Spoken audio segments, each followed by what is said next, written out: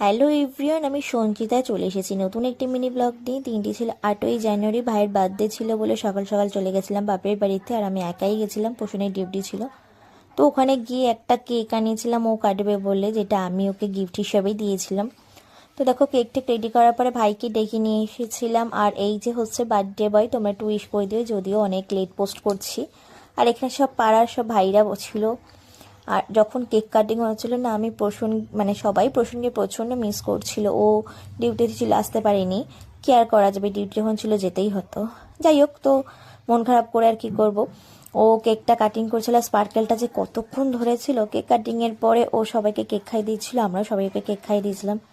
তারপর ছিল birthday special lunch, মায়ের হাতে স্পেশাল চিকেন বিরিয়ানি আর চিকেন কষা আর স্যালাড। ও পুরো জমে গেছিল। আমি তো অনেক দিন পরে এরকম একটা সুন্দর খাবার খেলাম। তোমাদের ভিডিওটা কেমন লাগলো অবশ্যই কিন্তু কমেন্ট